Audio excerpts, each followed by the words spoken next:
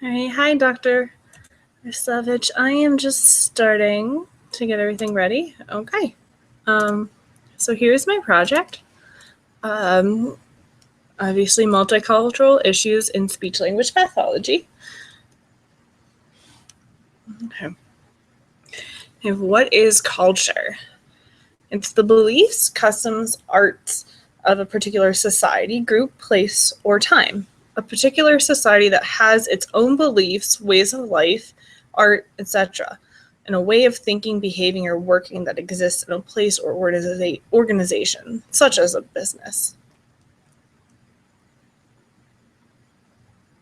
Okay. Useful definitions for culture. Multiculturalism.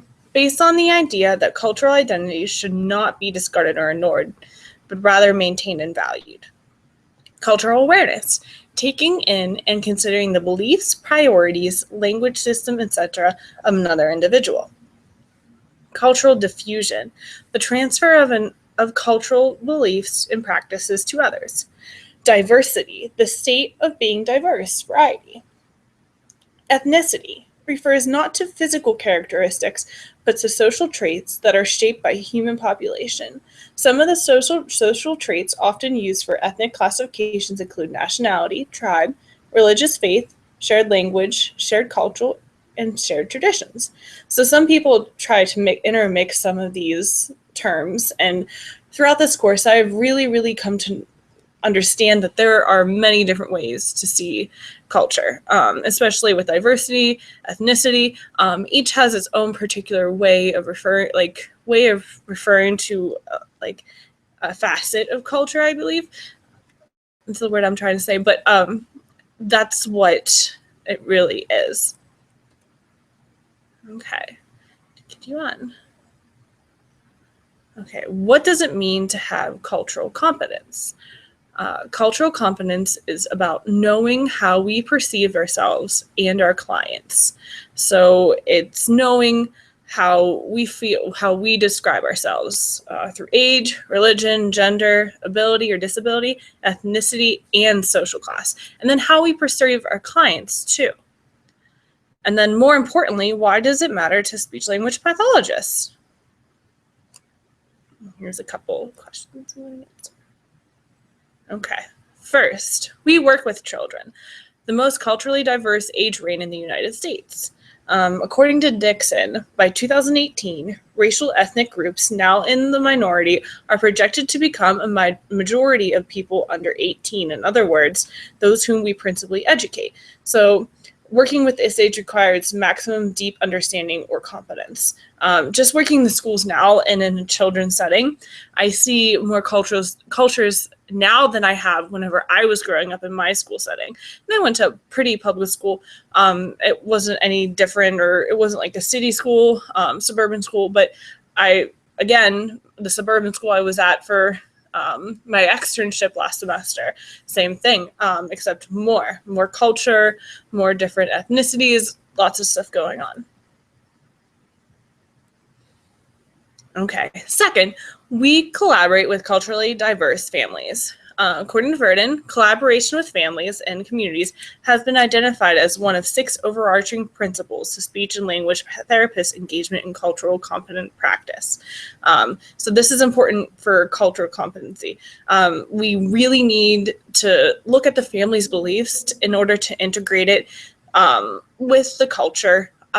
Just to make sure that you are going by what they say. So for example, you'll see in my case study that you need to pay attention to their religious beliefs, just in case they can't eat anything during a certain time of day, or they have to pray in the middle of a session for some reason.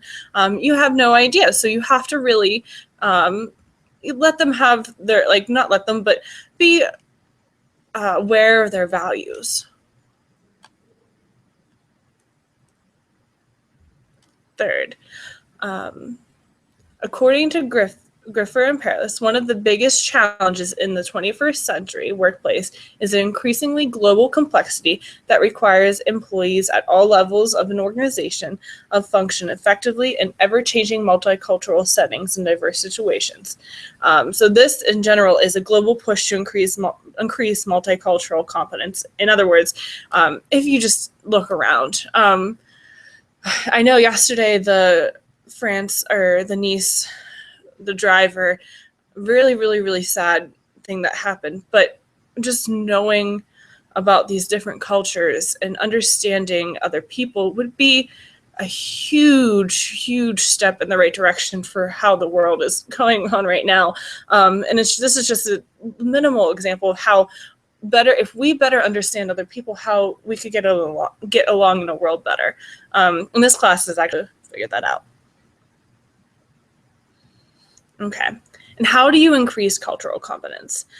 So this is the steps from Dixon I pointed out. Know cultural identities and beliefs. Get to know the community that you work. Get to know the students and families. Set the stage for information exchange. Gather other professionals into a professional learning community. Know your students and use ASHA resources.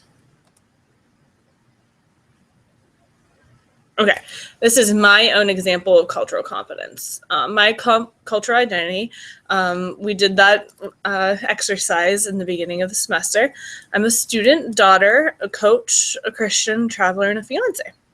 The community I will work, a Pennsylvania area, in speech language pathology and pediatrics. The student families study the cultures of the families that come along. So if I see any different types of cultures of my students, and I will take up at least use my resources that I have, like down below ASHA, refer to ASHA when needed, use those resources to find that students' information and how their culture is integrated in the US and everything. Information exchange, learn how the culture communicates and make sure I'm communicating the most effective way. So if I don't know Spanish and someone is coming in speaking Spanish, I have to make sure I have like a translator, or at least and modify my tests and everything, stuff like that. And other professionals. So meet and discuss with like other professionals, like principals, or like say I'm on school principals, teachers and everything, make sure they're on the same page as I am, and to make sure that they can best meet the child's needs. Okay, and then here's my case. She's 5, girl. My patient, articulation disorder. She interdentalizes her S's and she is fronting her K's and G sounds. She is within functional limits in the following areas: expressive language and receptive language and hearing. She does not exhibit any disfluencies she does not have swallowing problems. English is her first language, but she is in a home with 2 parents who immigrated from Saudi Arabia. Okay. The community is speech language pathology. My student family is from Saudi Arabia. The information exchange language, Arabic. So other professionals I would describe to the principal, the teachers, the nurse, etc., anybody I need to talk to, the family. ASHA. So I would research ASHA, which I did for this project too, provides dialectal differences for Arabic. Okay, so here's a brief little blurb about Saudi Arabia, because I gave a whole handout on it. I just kind of wanted to go over it. It's pretty old, Saudi Arabia, the history. It's dates back to 20,000 years. Builds back from the Mesopotamian era. The country was named from a kingdom in Saudi Arabia, and it was under Islam. They speak Arabic, and they live there.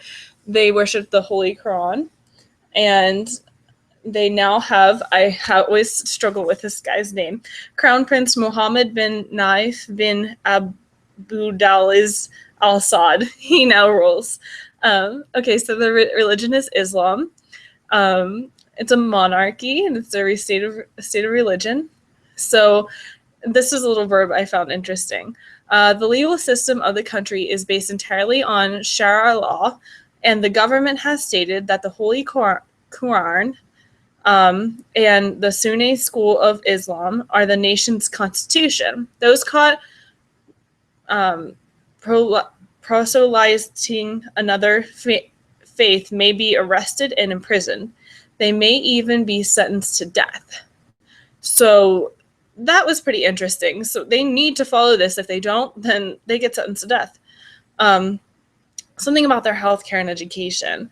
So their healthcare, it comes directly. 60% of the health services come from a MOH, free of charge. 20% of the health services is delivered free through government agencies, and the remaining 20 is provided by non-government sector. They have free education, primary, middle, secondary, and vocational, and tertiary. Their dress, Hayam, I think they wear. They eat food. Staples are rice, meat, beans, and falafels. They are actually not allowed alcohol and pork. I found this interesting. They banned cinemas too, and it's slowly coming back. The family is most important part of the culture, the patriarch. Men can have up to 4 wives, but it's typically no longer practiced. And women maintain the family and the society, and they have arranged marriages. As for speech and language, Arabic, they have multiple dialects. I reviewed the Gulf dialect. Phonetics, they usually have substitutions, B for P, F for W or V, X or J for J, and I think it's, let me see, and for A, and vowel substitutions, germinations, and cluster reductions. Syntactic, they delete free morphemes. They have no possessive. Their word order will come differently. Adjective after noun, deletion of relative markers, all of that. So for my case history, I explained a little bit about it. My proposed goals would be, they were based on, first of all, the culture and the speech language characteristics. You'll see it on my handout, but I wanted to produce, the client will produce K in isolation with initial, medial, and final position of words. Same with G. And then later when age appropriate, she'll work on TH. And then I would also monitor for the morphosyntactic and phonetic errors that I spoke about. The intervention, I would use a traditional approach. I would also make sure that I am aware of everything going on with the family, aware of her culture and everything, make sure she's not eating stuff. I would probably tell the lunch ladies and stuff, make sure she doesn't eat this. She probably will pack her lunch anyway, but no pork, nothing like that. So that's the cultural considerations. And also for their religion, just make sure that people are aware that she is practicing another religion if she is following her family's footsteps. And then also realize that the family is important and the woman versus man rule. Keep that in mind. She might regard little boys or men in higher regards than the woman teachers and so on. And then that's it. All right.